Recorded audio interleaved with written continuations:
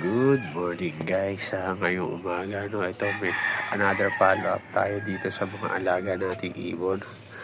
Kung tatandaan nyo, di ba, nangitlog to. Tapos, namatay yung anak niya. So, nangitlog na uli sila. So, dapat dalawa na yung itlog nila. Pero, ang ginawa nila ay binasag nila to isa. So, isa lang yung nililimliman na nila ngayon. Ayun, guys.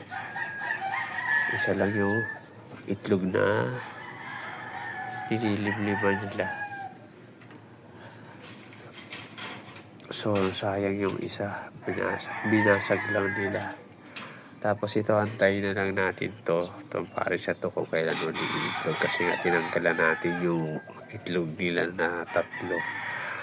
At walang similya lahat kahit alin doon sa bawat isa. Tapos kung natatandaan nyo, itong natin, pinaka mother natin, breeder, itong dalawa. Namisa na siya, di ba, nung isa. Pero ngayon ay dalawa na yung niya, pinisa. So ito yung pinakabalat nung bago yung pisa. At saka tingnan natin. Ayun guys, tingnan nyo siya. Kung nakikita nyo, di ba, ayun yung pagkakaiba nila. Kasi ilang mga 2 days na to simula nung pinisa. Tapos yun, bali ngayon lang ang laki ng diferensya nung ng katawan, di ba?